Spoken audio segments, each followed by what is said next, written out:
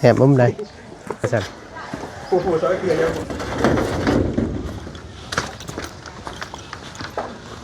หาในเต็งไปยังเต็งนะนี่บ่มี ฮะ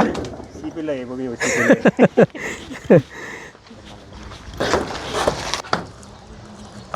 ยังแม่นติดคักเนาะ จะได้ซีอยากติด นั่นแหละสิฟ้าล่มเหมือนติ ซีติดบานประตู แม่นครับ บ่ได้รวมวงกบเป็นบ่น่ะ วงกบต่างหากอีกราคาหนึงแยก วงกบเท่าใด วงกบนี่เท่าใดบ่อยู่ในบินนั่นมันต้องลูกก็ยังบ่ได้เบิ่งอยู่ นี่500,000หาสิ แม่นครับ ใหม่ไม่อะไร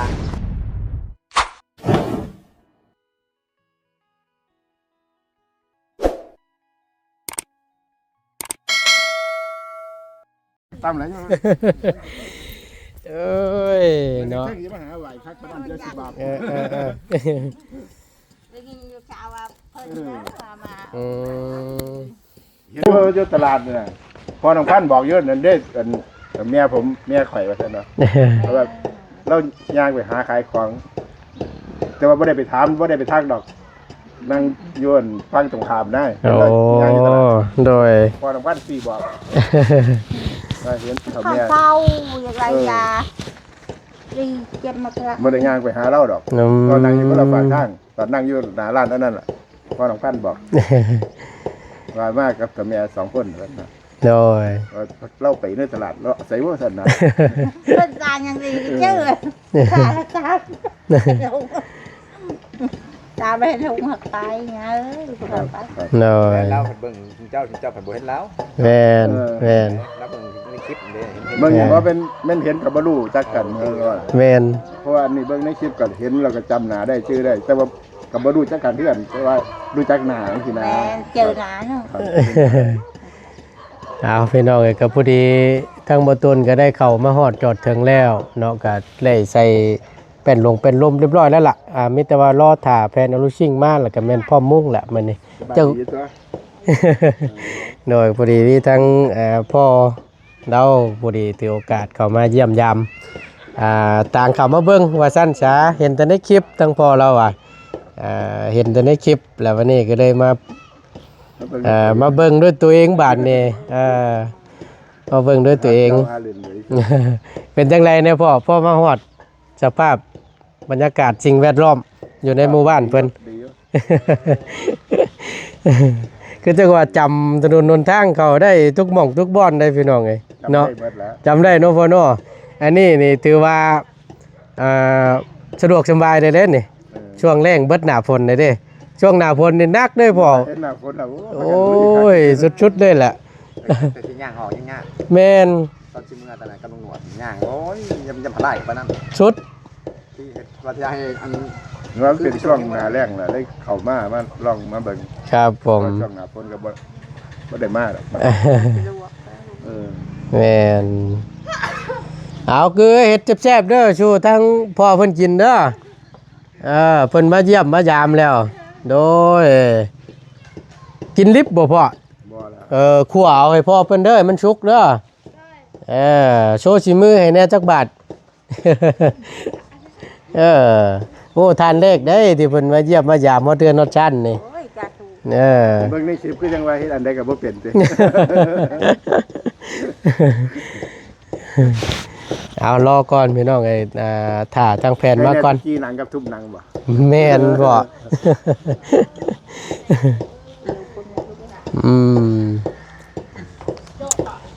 มันแท้ลูกมันอยู่เนาะเพิ่นยังเว้าหยอกดีเนาะ แม่นเมื่ออะไรเห็นเพิ่นเมื่อวานนี่พ่อ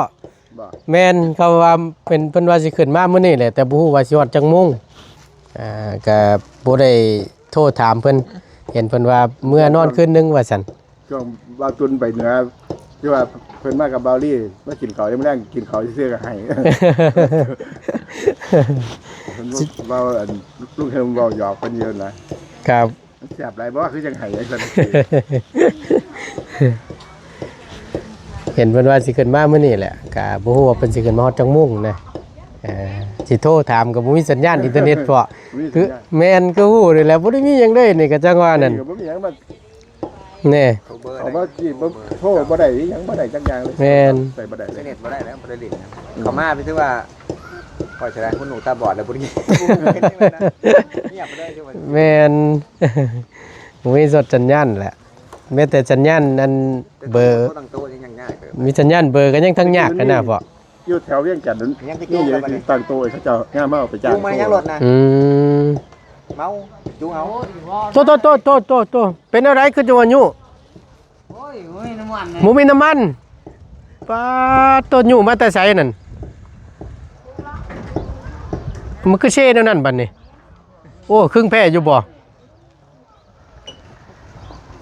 นักเตะ มาแต่ไสวะ มาเลยกินน้ำหมดแล้ว เออ YouTube ก็เบิ่งบ่ได้เลย บ่ได้พ่อบ่ได้เอ็มเวนบ่มีสัญญาณด้วยแหละ วาวลี่อย่างเงี้ย แม่น วาวตุนก็มีอยู่นี่ บ่มีก็จังว่ากันเวลา ตัวเฮาสิเบิ่งคือหยังบ่ได้ ทาง FC เพิ่นผู้ใหญ่เพิ่นโทรมาแล้วแม่นบ่ติดแหละแม่น ต้องออกไปนอกนะ แม่นมีแต่ว่า นี่วาวลี่ใส่บุญ อยากเข้าอันมีเรื่องหยังก็แม่นฝากข้อความไว้น่ะออกไปแล้วแม่นคอยตอบเพิ่นน่ะนะ มึงเคยเห็นหน้าช่องสิกดเบิ่งกับมุน ติ้วอยู่หั่นแหละ มึงเคยเบิ่งได้เลยนิดนึ นี่ ง ก็บาวตุนเพราะว่าบาวตุนนั่น ครับพ่อ ประธานฟังเจอผู้มีพระคุณน้องพรอีกคนหนึ่ง ครับ เจ้าบ้านแม่ตู้นี่ของชิ้นนี้ ต้องพ่อเพิ่นติดตามตลอดพี่น้องไงแม่นเบิ่งบ่ได้พ่อ ยุ่นนี่บ่ได้ แม่น เบิ่งได้ก็อยู่พุ่นละถ้าไปสวรรค์ไปใกล้ๆด้านเบิ่งได้อยู่ อื มันมี ม เครื่องไทยสัญญาณไทยว่า ทั้งพ่อได้อันใส่ซิมเหล้าอยู่บ่ ให้เขาใส่บ้านใส่บ่ได้ บ่ เครื่องนี่บ่รับซิมลาว เออ เครื่องเขาล็อกเครื่องไว้จังไดมันใส่ได้แต่ซิมไทยไป2ล้านบ่ได้ อ๋อต้อง เฮ็ดให้บ่ได้ จูนกับอะไรนะ ต้องอันลงทะเบียนซิมลงทะเบียนบ่ ต้องลงทะเบียน เนาะ บอกเออ แม่น ให้เขาลงทะ เฮ็ เบี ดคล้ายๆคืออยู่ฝั่งไทยนะพ่อ นั่นล่ะ อ่า ให้เขาลงทะเบียนให้พร้อมได้เขาว่าบ่ได้เลย อื เขา ม เขาซิมใส่นี่นะแล้วมันบ่ขึ้นน่ะ ครับ บ่ขยัน ต้องเอาบัตรประชาชนของเฮาแหละไปสมัครลงทะเบียนอย่างเรียบร้อยแล้วจังค่อยเอามาใช้ที่จังสิได้จังเนาะ เขาเฮ็ดให้ทุกวันบ่ได้เลย โอ้ ไป2ล้าน เท่าไหร่นะพ่อ ไป เท่าไหร่ บ่ด้เสีย อ๋อบ่ได้เสีย บ่ได้เสียครับ โอ้ ใส่2 ล้านใส่ไปนั่นน่ะ เออบ่หมายถึงว่าไปร้านเฮ็ด อ๋อห้าน 2ล้าน ห้านนั้น อยู่ที่ โทรศัพท์ เขาห้านบ่เอิ้นห้าน แม่น ไปได้ให้เปลี่ยน2 ล้าน รู้เฮาคือ อืม ว่ามื้อเช้าไปตลาดมันซุมแม่ค้าเขาขายผู้หญิงน่ะเขาว่าเขาไปจับกระรอกแม่นบ่เขาบ่เอิ้นกระรอกเขาเอิ้นเนี่ย กระหอก กระรอกเนี่ยได้ถามเขาว่าบ่ญาติมันกัดบ่เขาว่าจังซี่เขาว่ามันบ่ได้กัดมันคือกระแลบว่าซั่นว่าเอ้ามันยังอีกเนาะกระแลบ กระเล็บแต่มันคืออย่างเด้ว่าติ จับอีกข้อนี่ เออ เขาถามว่าไปจับเดี๋ยวบ่ญาติมันกัดมือบ่จังซี่นะครับ ผม อยู่นี่สิว่าอย่างมันครบบ่ แม่น มันกัดเนี่ยมัน เลยถามว่าไปจับเดี๋ยวมันบ่ญาติมันกัดบ่ว่าซั่นว่าผู้ใครล่ะวะบ่แม่นมันถือกระแลบว่าซั่นว่าเอ้าเอออย่างนั้นกระแลบ ทางพ่อเลยงงวันนี้ โง่บ่รู้ว่ากระแลบมันหยังอีกคนหนึงเพิ่นเลยว่ากระแลบหมายถึงกับดักทั้งไทยเอิ้นกับดักกันล่ะกับดักรู้อยู่แต่ว่าที่ถามเพิ่นว่าบ่ญาติมันกัดบ่สินะเพิ่นบ่ตอบไปเนาะไม่สินะ ใจเนาะตอบคนละเรื่อง แม่น คือการได้2 ล้านนะไป2 ล้านมา2 ล้านบ่ใส่ ให้เขาใส่ซิมให้2ล้าน2ล้านบ่ได้จักล้าน ไปมา2 ล้านแต่ว่าผู้ได้เขาออกไปทางหน้าเพราะลิ้นได้เนาะเด็กเล็กน้อยเนาะ ขีดหนึงโอ้ยไม่น่าพ่อ บ่ไปเลยบ่ทันไปเถื่อได้นี่ มีเน็ตเล่น YouTube ได้บ่เบิ่ง YouTube ได้ แม่นพ่อน้อยหนึงแล่นขึ้นแล่นลงสัญญาณเพิ่นก็ได้ฮอนแลดจำบัดนี่เนาะ ไปนั่งเตียงแล้ว ปานเนาะหาเกยเกะหาเอาศาสตร์มาปูให้พ่อเพิ่นนั่งแน่ ต้องปูดอกต้องปูดอก ไปศาสตร์ เลขขึ้นเป้งเลยก่อน ปูดอกบ่ต้องทีไปถามกันนั่น เอาศาสตร์มาปูให้พ่อเพิ่นนั่งแน่เก็บลงในเครื่องนั่นก็ได้มันฮอนแลดนั่นเอาศาสตร์มาปูนั่งเก็บออกเครื่องอ่ะนะน้ำในหาชูพ่อเพิ่นกินแล้วโอเคเก็บแซ่บๆเด้อ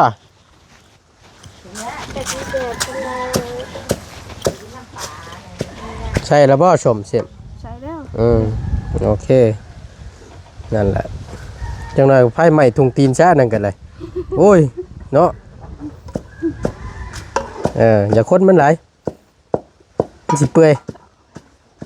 ต้มบ่น่ะ แม่น โอเคชมไฟใส่ข้าวหนึ่งแล้วบ่ นอนตีเสา ฮะ เขาหนึ่งตีเสา ข้าวหนึ่งแต่เช้าพวก อาจจะเย็นได้ พอกินอยู่บ่ฉัน พอรัก1-2หด โอเคฉันมีแต่ว่านั่นแหละแล้ว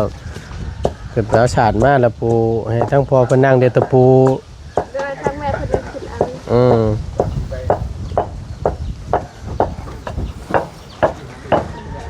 เดี๋ยวไปหัวนะเป็นนี่เอ๊ะ โอเคปูให้ทั้งปูรถพ่อเดี๋ยวตะปูมันสิเกาะกางเกง ปูรถนั่นแหละปูรถ อันนี้ยังเนี่ย บังมา ไม่เชี่ยวมากกว่า เที่ยวมา แอมมากคือบ่น่ะ ไปซื้อมาเฮ็ดกินรถซื้อปิ้งนัวว่าซั่นโอเคเอาโอ้จับเจือโอเคนั่นแหละอันนั้นก็ไปไว้หม้องอื่นก็ได้นะผมไปไว้เพิ่นก็ได้หาเต้แนวเป็นอย่าง บ่เป็นหยังพ่อบ่เป็นหยัง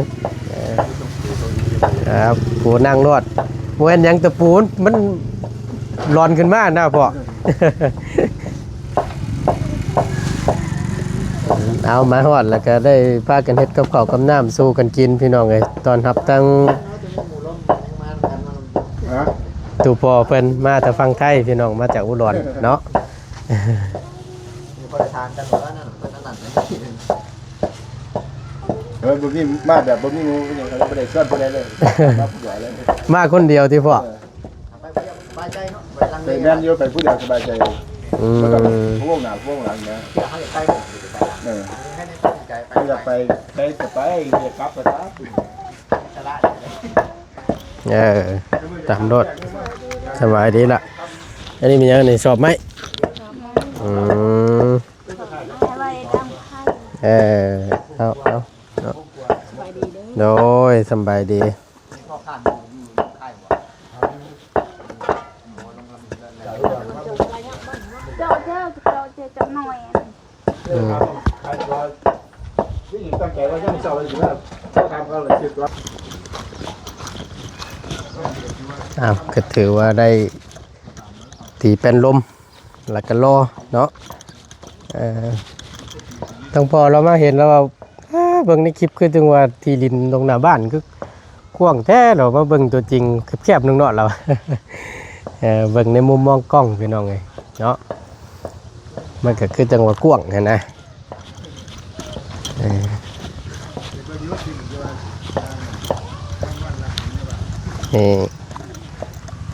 ให้เพิ่นไปเลือกเอาด้วยตัวเองพี่น้องไงสีส้มว่าซั่นเนาะสีส้มเพิ่นมักสีส้มตัดด้วยแป้นลมสีไข่กะหุ่งดีพี่น้องเนาะอาสิมาแล้วล่ะเสียงสนั่นหวันไหวมากเลยเบิดไปอยู่3 ล้านปลายพี่น้องเพราะตูนชื่ออุปกรณ์เพิ่นต่างๆเนาะเนี่ยพี่น้องเพิ่นก็โอ้ยบ่ตูนเด้อจำบ่ตัดน้องเฮ็ดแต่งเฮ็ดโต๊ะนั่งก็ได้เลยว่าซั่นก็โอเคอยู่พี่น้องเนาะเหมาะเห็นดีนำนี่ตัวเกียนนี่ออกหากแต่ว่ามันโกนได้พี่น้องน่ะมันโกนมันนั่นแหละเห็ดโตเห็นอย่างก็โอเคอยู่เป็นแลนผู้ดีนะที่ว่าแล้วกันเลยอันนี้มาแล้ว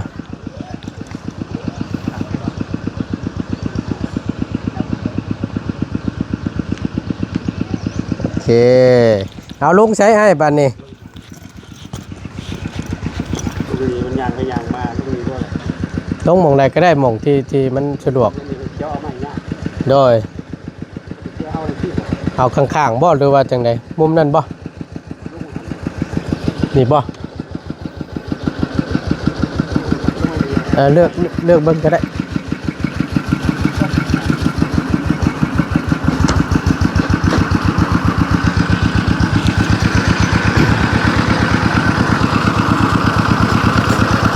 แอบมานี่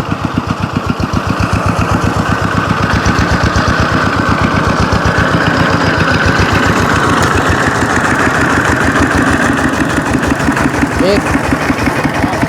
พ่อโอเคพ่อ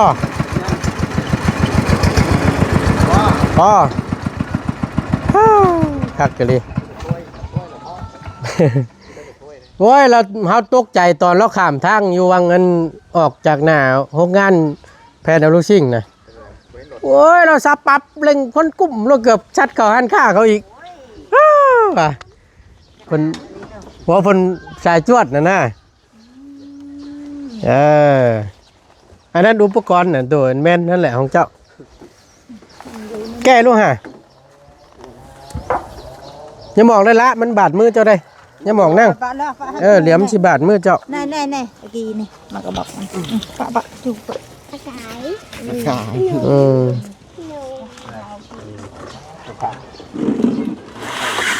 ลบข้างตามรายการเด้อเห็นแล้วเอาก็ได้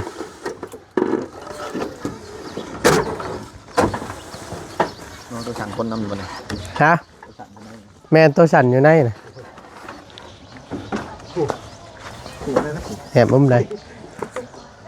ผู้ซอยเกลือยังบ่เข้าใจ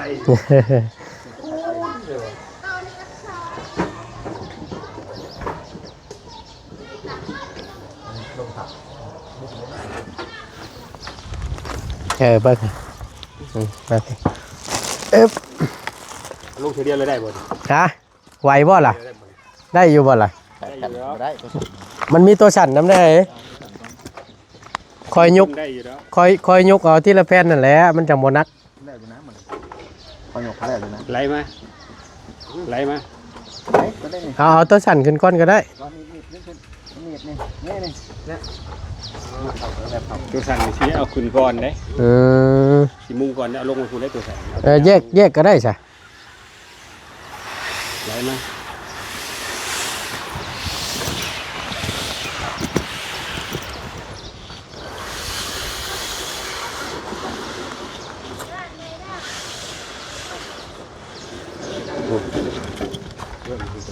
ขึ้นก่อนแล้วคำขึ้นก้อนคือว่าพี่รถไหนมันจังใกล้ๆรถ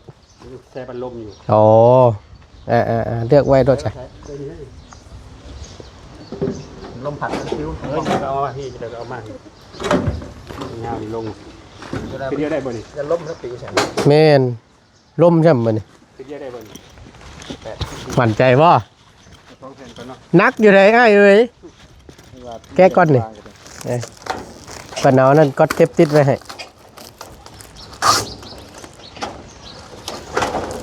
คอยแก้ได้สีสลองเลยนี่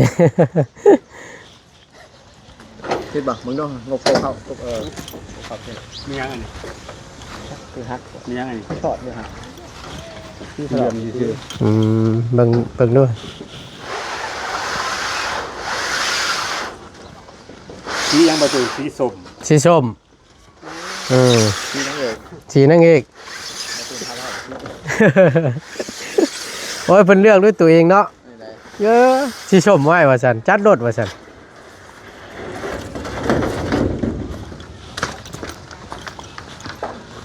อะไรเต็มไม่ยังติดไงลมมากเลยงั้นเข้า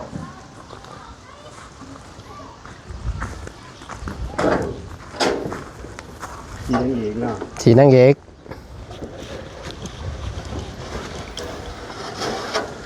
สีพระเอกบ่มีบ่ฮะสีเป็นเลยบ่มีบ่สีเป็นเลย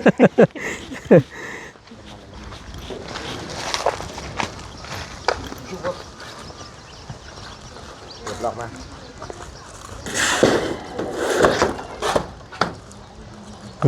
ยังเหม็นติดคักเนาะสีอยากติดนั่นแหละสีฟ้าล่มเหมือนติสีติด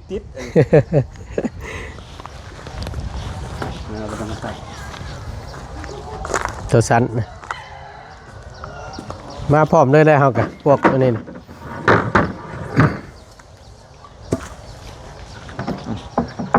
มันคือชิ้นหน่อยเด้อฮะ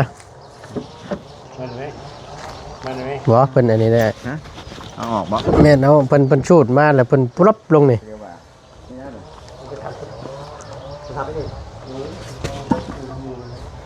ได้บ่โมเมนต์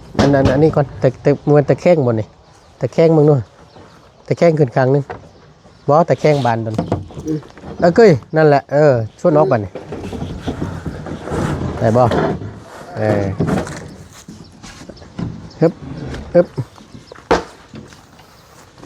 ใบหนึ่ง550,000พอแม่นเดี๋ยวเพิ่นลดให้พอดีใบหนึ่งตกอยู่500,000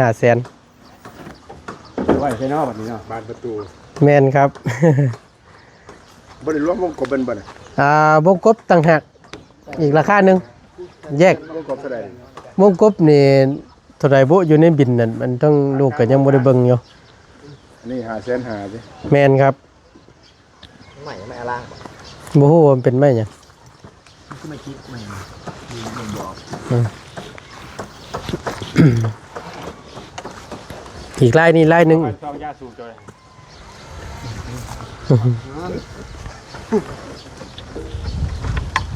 ไหนบ่โอเค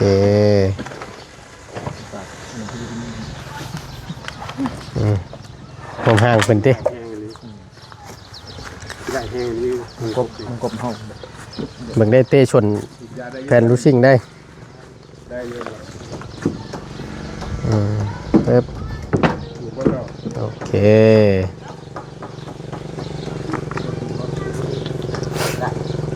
เบิ่งหน่อยนี่ตัวนี้ครบบ่เอาว่าจัดแจงมาให้ครบเลยเด้ นี่บ่ แม่นนี่ได้ทงเลย เบิ่งดูสามี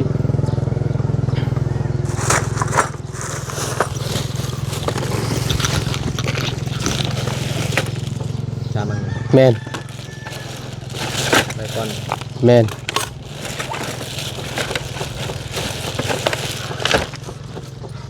กากยึด ไปที่ไหนนะ ครบเนาะ เฮ้ยอันนี้ขนาดแบบมีกระเทียมตัดต่างหากวะ ตัวนั้นหูกระต่ายตัวน่ะ ขนาดนั้นตัดตัวยิงไปเลยนัดได้ค่ะ อ๋อยังอันน็อตอันยิงกันบ่ หันใส่ โอเคมันเพิ่นบ่ได้แถมมาให้เนาะ ชื่อต่างหาก ต้องได้ซื้อต่างหากแน่เนาะตอนเฮือนมีตู้เรืออยู่บ่บ่พอใช่บ่ ลุงวัดเนี่ยเราหนอดเรามาหันยิงมานานมันได้เข้ามาตู้ไปเอาของเรามาใส่ของเจ้าคุณลูกบอกเจ้าว่าเจ้าต้องตีแทนเรา เออ ของเราแล้วมันยิงเนี่ย บ่ เจ้ามันเบิดก่อน โอเคสั่นมีแต่ว่าเดี๋ยว รถตู้นี้เป็นหนีร้ายด้วยรถตู้ ฮะ เป็นหนีร้ายด้วย เข้านี่บ่ โดย นี่ลายแฮง หนีร้ายแห้งด้วยหนีนอกลงหนวดในกระปันนี่ จักตัว หนีร้ายแห้งเขา เนาะมิตรนี่กับนี่เนาะปีใหม่สิฮอดแล้วก็มิตรนี่โอ้ยตายแล้วอันนี้เอาเป็ เป็น นรถตู้ นะ เป็นยังไง งาม คืออยู่บ่ คือ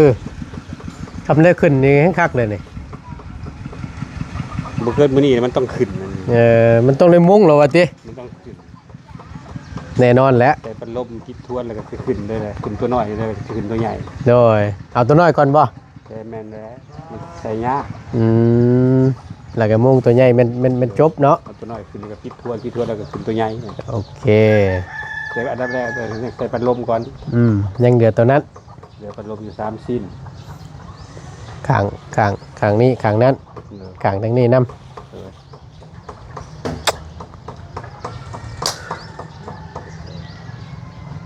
เห็ดตะเหมาะอยู่เนาะ สมมุติมี ตะมุตะมิผู้ดีงาม มันก็ดึงเพิ่มมาอย่างก่อน ฮะ ต่อปีบ่ อันใดก็ ปูตุโปด ว่าดอกเพิ่นน่ะ ตุปูตุโปด ตุปูตุโปดอยู่ มาแล้วสบายดีเด้อ โดยสบายดีสบายดีครอบหนึง ทานเด้อผู้ใหญ่ทุกทานเด้อ โดย ตอนสายๆตอนบ่ายๆว่าแม่น ผู้ดีถ่ากินข้าวผู้ดี โดย เนาะผู้ดีพ่อทั้งพ่อแล้วอยู่ตลาดไอ้ โดย ผู้ดีเพิ่นมาเที่ยวว่าซั่นแล้วเพิ่นมาลงรถอยู่นี่อันพารานนี่ก็ได้พ่อแต่พ่อจืนพ่อน้องพันธุ์ โดย เราก็ได้ตามปะนะได้ก็ได้ ที่ ว่า ทางฝั่งไทยเพิ่นมาเยี่ยมมายามเนาะ แม่นก็เลย ดีแล้ว ไปเจอเฮาอยู่อันนั้นแล้วก็ได้ทั้งพ่อเราว่า เพิ่นก็ สิเข้ามาดินน้ำว่ะ เพิ่นว่า ฮู้จักอยู่ว่าซั่น อ่า ทางลุงหนวดแนะนำเพิ่นว่าฮู้จักอยู่ว่าซั่น โดย เคยเบิ่งคลิปอยู่ โอ้ยทั้งพอเราติดตามเบิ่งแต่แรกๆว่าซั่นซะ เลย เพิ่นก็เลยฮู้แต่ละจุดแต่ละหม่องกันนะ เลย ก็ได้จักว่ามันเป็นแบบใดมาแบบใดนะ เด้อลุงตูนเด้อ โดย เตรียมเงินไว้เด้อเจ้าเด้อ ว่า ดีร้ายได้เจ้า เว้าดีน่ะ แล่แท้นะ เออ ไฟฟ้านี่ก็บ่พอนี่เส้นฟ้าก็บ่พอนี่ ยังขาดจักตัว ยังบ่ฮู้แล้ว แต่ว่าที่แน่ๆน่ะขาดอยู่แล้ว นักที่นี่มันบ่พอ บ่พออยู่แล้ว ขาดบ่ได้ใครอยู่ได้เนาะ แป้นแอมมีเรียกว่าคัด3ส่วนอยากว่าส่วนหนึ่งพุ่นแหละ ว่าเถอะบอกเป็น แน่ ว่าเป็นแต่ตกใจแท้ แท้ ร้อยได้มันบ่ ร้อยเลยแต่ประกันเลยเส้นฟ้านี่อยังหน่อยนี่ก็ตีไปก่อนหาโตหรือเพื่อวัน7โต อืม เพื่อสิมาเฮ็ดประตูอันนี้คันใส่ห่างหั่น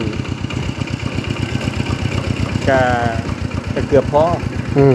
คันใส่ให้มันได้ตามเกณฑ์มันก็เรื่องแหน่ อืม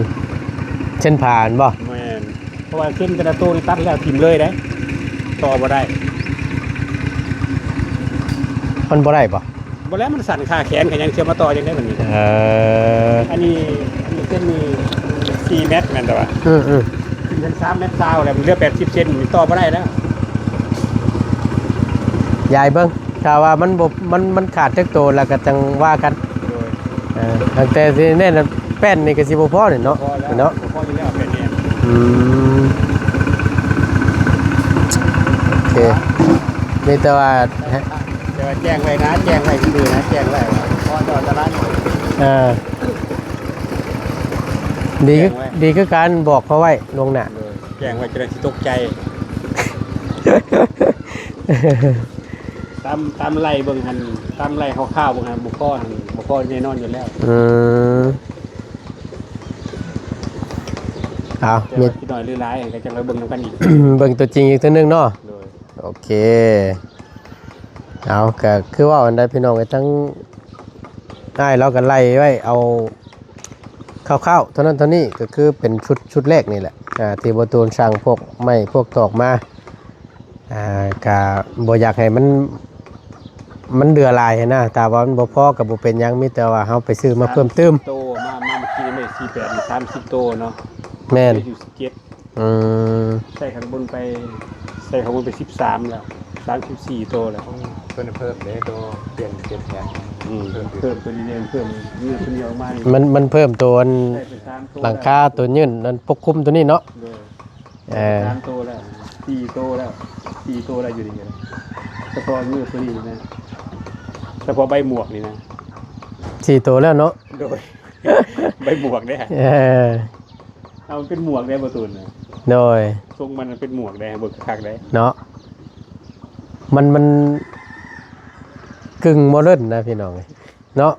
เพราะว่ามันยืดเนาะกูบ่ได้ยาวเด้ก่อเสียวหวานกับพอดีพอได้ลูกค้าแล่นเข้ามาชนหลังคามันทนแดด การจะใส่ป้ายก็ใส่ข้างหน้าย้อนป้าย โอ้ยเหมาะเลยน่ะ ย้อนป้ายลงมาอีกประมาณ3เซนเจ็ด อืม ซื้อห่านใส่คือโมเดิร์น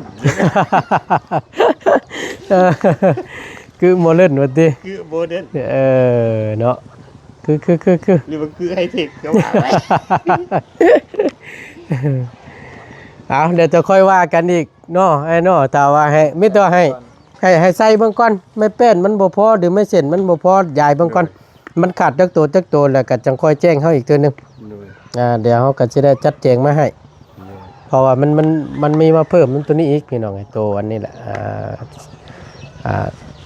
เช็คตัวข้างหน้านี่ออกมาอีกแล้วมันก็เลยเพิ่มเติมมาอีกแน่ว่าซั่นซะเนาะเดี๋ยวลองเฮ็ดเบิ่งก่อนนี่บ่ตุนก็มาให้ละมีแต่ว่าสีเดี๋ยวมีแต่ให้พอชุดนี้ก่อนเดี๋ยวเรื่องสีเดี๋ยวจังค่อยว่ากันท่าก็แม่นท่ายังให้ท่าบัดเดียวเลยนะถ้าว่าซื้อมาแล้วก็ได้พร้อมผาพร้อมยังเสร็จรถบ่เบิดเท่าใดแล้วก็จังว่ากันเดี๋ยวบ่ตุนก็เบิ่งงบตำแหน่งแหละพี่น้องเอ้ยแล้วเราบ่เก้อยังอยู่บ่โอ้ยเนาะ เอาให้น้องไปเฮ็ดกับข้าวก่อนพี่น้อง เขียนป้ายใช่ไหมคือทรงกระจาย คือชงกระจาย ทรงเราทรงเบียร์ทรงกาแฟยังทรงเบิดเลยนะ น้ำแข็งสองน้ำแข็งใสคือทรงกระจาย โอ้ยเนาะคักแล้วไอ้อ่านออกชื่อห้านเพิ่นนี่เอาเดี๋ยวจังว่ากันพี่น้องเอ้ย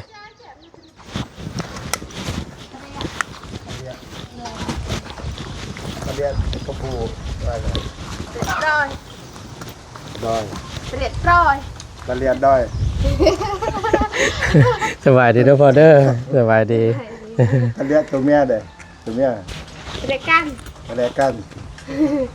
พูดอยู่บ่พ่อ คนรู้แล้ว ทั้งผมบ่ชื่อซำได้ จำได้จะด้วย แม่นแนวง่ายๆนั่นได้อยู่ทั้งผมก็ได้ ได้ยินคนบอกเรื่อยอยู่จะด้วยอย่างอื่นนี่หมดตึ๊บ ทางร้านคือการแบบภาษาไทยแบบบ่เข้าใจนะคะ ก็เข้าใจนี่ก็คือกันปะ แบบคือก็เจ้าว่าแบบนึงนะก็ส่วนหลายก็อีกอย่างบ่เข้าใจ ภาษาไทย เลย บ่เข้าใจนี่คือกันนะสวัสดีค่ะ เลย เข้าใจบ่เนี่ย แบบนี้มันก็จะมีลายแบบลาย ว่าจนสวัสดีค่ะท่านเล่าแปลว่ายังไง สบายดี โอ้สบายดี หน่อยถ้าอยู่ฟังสวัสดีค่ะหรือว่าสวัสดีครับผมหั่นน่ะอยู่ภาษาลาวเฮาก็โดยสบายดีหั่น ภา น่ะ ษานี่ไงภาษาเนี่ยก็ ภาษาชนเผ่าตัวเด้ บ่ฮู้ เอาแบบภาษาบ้านตัวเว้าแบบว่า สบยดีไหม แบบพ่อทักทายกันนั่นสบายดีนี่เอาภาษาตัวเด้ ไม่มีก็จะบ่ได้ถามอันนั้นก็พี่แต่ว่าภาษาลาวสบายดี ภาษาชนเผ่านี่บ่มีบ่ ชนเผ่าต่อชนเผ่าไปพ่อกันอยู่ สมมติว่าโดยไปพ่อกันสมมติว่าถนนกับเป็นชนเผ่าอยู่เลย ก็มีแต่อย่าเก้ดีๆไม่แห้งบ่ก็จังซี่ อาจารย์เก้ ชื่ออยู่บ่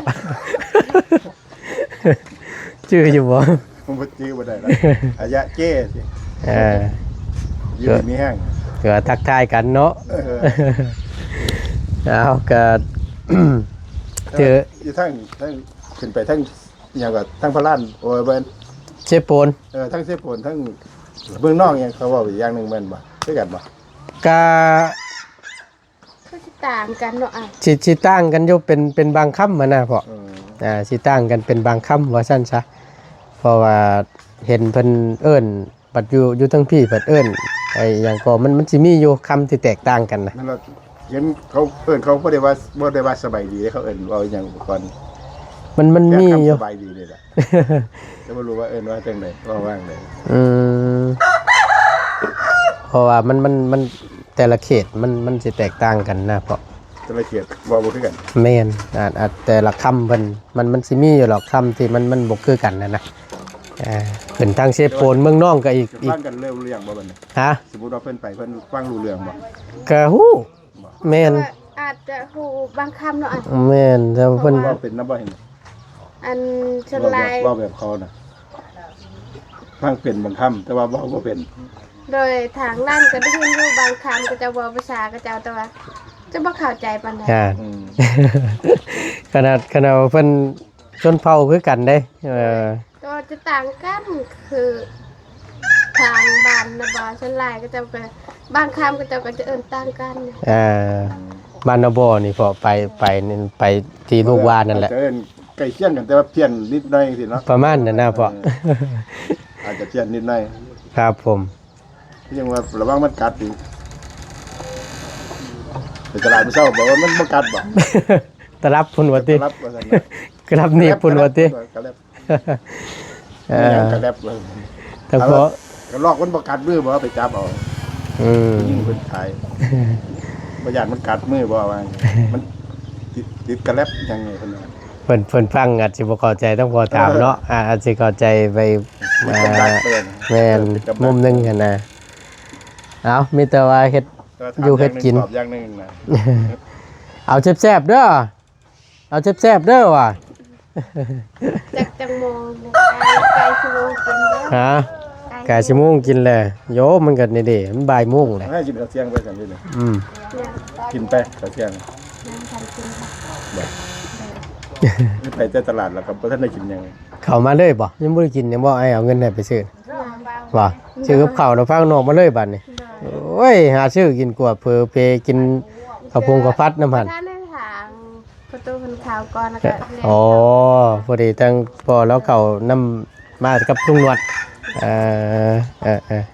เอาบ่แล้วก็คุยกันตั้งดนได้แต่ก็บ่ขออนุญาตเด้อพอเด้อตั้งพอชื่อจังได๋ ประดิษฐ์ครับ พอประดิษฐ์ ประดิษฐ์ โอ้ครับผมพอคุยกันตั้งแต่หนานโรงงานบ่ ก็ยังบ่ได้ถามทั้งพ่อเพิ่นน่ะนะก็ได้เอ้า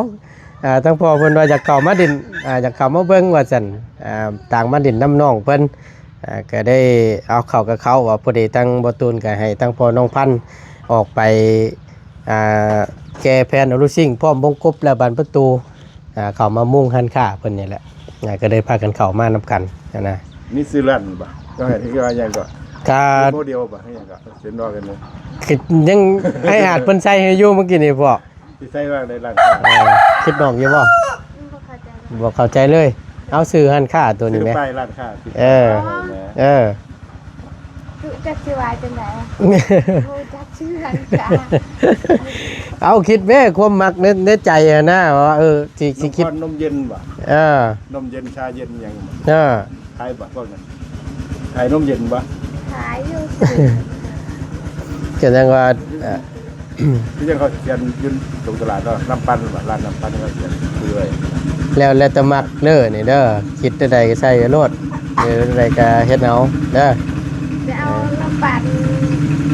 ขายน้ำปั่นสองพี่น้อง น้ำปั้นสองพี่น้องคือป้าย เด้น้องเพิ่น น้ำปั้นสองพี่น้องคือมวนเด้อเนาะ แม่น เอาทายอยู่ น้ำปันสองพี่น้องว่าซั่นคือละนะมีคือน้ำ ใส่ยาบ่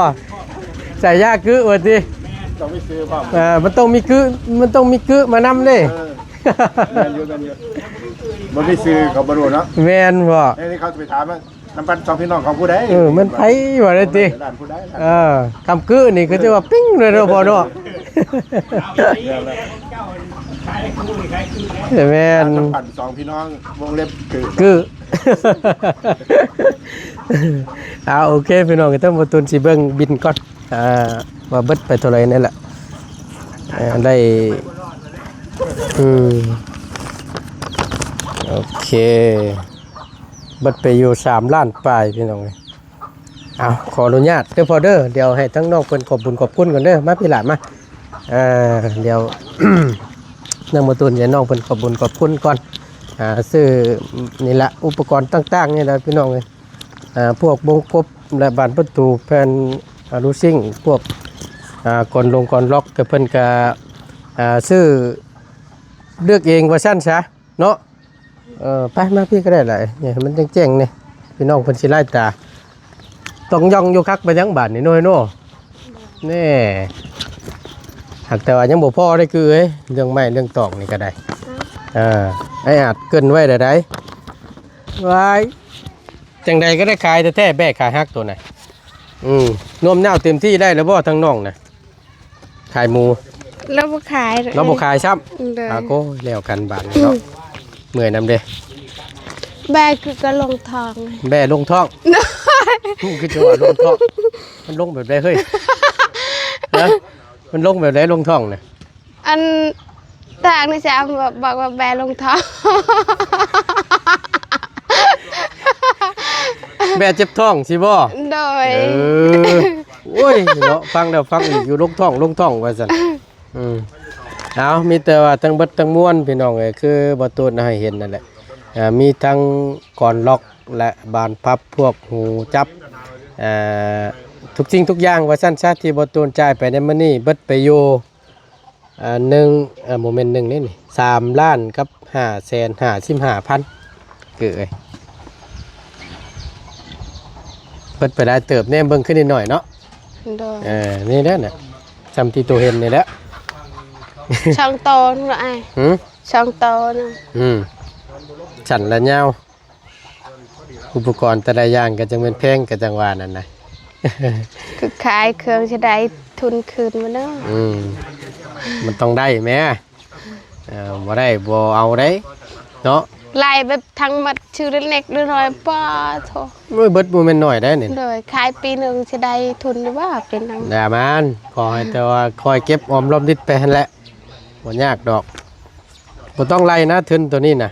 ทำไล่ทุนตัวนี้แล้วนี่ทุนเฮ็ดหันค่านี่บ่ เลย บ่ต่ำกว่า10ปลายล้าน คน เออ เพื่อคือจะขายปีหนึงได้บ่เนาะอ้าย อือ ปีหนึงได้ ก็ บ่เนาะ ว่าบ่สร้างเนาะขายแต่ละมื้อบัดขายรับขายดีขายดิบขายดีบัดโย จะที่ขายดับขายดีเลยจะมวยจิตอยู่บ้านก็เลย โอ้ยช่วงหนึงแรงเด็กน้อยยามกลางเว้น เลยก็ได้ สิ อ ไป ยู่ ใช้ แบบ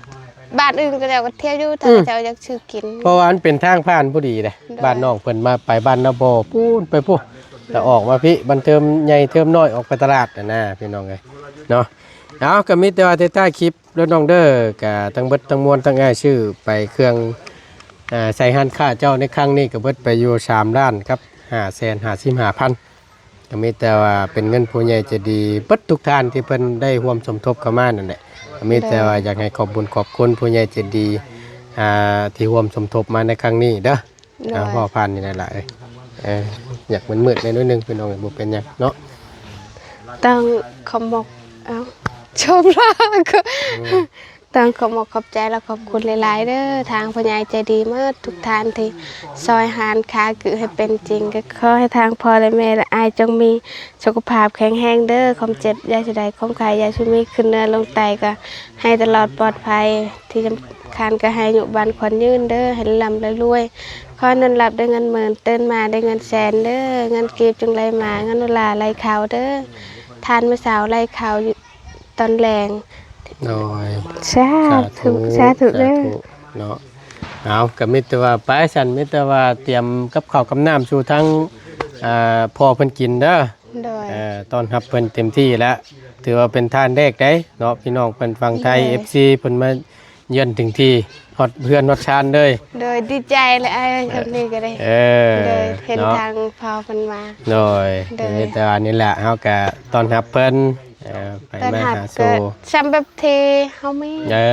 ต้อนรับสำเที่ยวมีหั่นแหละหาน้ำหาในสู่เพิ่นกิน โดย ไปพุ่นกินปลามาพี่กินข้าวหักแพงกันไว้เนาะเอาฉันมิเตอร์เดี๋ยวค่อยว่ากันอีกทีนึงเราพี่น้องเนาะโดยอยู่ดีมีแห้งใดไปเตรียมกับข้าวกับน้ำสู่พ่อเพิ่นกินโอเคพี่น้องไปพอดีทั้งบ่ตูนก็ถือว่าไล่เอาในส่วนนี้มาให้ครบเป็นที่เรียบร้อยเนาะนี่มีแต่ว่าให้เพิ่นพักกินข้าวก่อนแล้วก็จังคอยดำเนินการงานต่อเนาะมุ้งและบาดนี่พี่น้องไงนี่แต่เราสิใส่แป้นลมตัวน้อยนี่ข้างนี้ข้างนั่นแล้วก็ทั้งหน้ามุ้งตัวนี้แล้วจังคอยมุ้งตัวใหญ่เนาะเอาก็ถือว่าจัดแจงมาให้ละทั้งบ่ต้นก็ได้ท้ายๆคลิปทั้งบ่ต้นก็ต้องขอบคุณขอบคุณขอบอกขอบใจทางผู้ใหญ่ใจดีเบิดทุกท่านเนาะที่ช่วยสมทบห้านของน้องเพิ่นถือว่าทำความฝันของน้องเพิ่นให้เป็นจริงในครั้งนี้เนาะก็ขอให้ทั้งผู้ใหญ่ใจดีเบิดทุกท่านเด้อเนาะที่ช่วยมาในครั้งนี้ก็ขอให้อยู่ดีมีแห้งความเจ็บอย่าสุดใดความไข้อย่าสุมีเนาะปราศจากโรคภัยไข้เจ็บทั้งปวงทั้งใดก็ขอให้เฮงๆปังๆลำๆรวยๆเบิดชูทานเด้อพี่น้องเด้อสาธุเด้อเนาะสำหรับคลิปนี้บ่ต้นขาดบ่ได้ก็คือทาง FC ที่คอยเป็นกำลังแห่งใจและติดตามชมคลิปโดยบ่ข้ามโฆษณาสิ่งที่สำคัญเนาะขอบคุณในหลายทั้งบ่ต้นก็ได้อยู่ดีมีแห้งเด้อพี่น้องเด้อสำหรับคลิปนี้ไปแล้วสบายดีเด้อ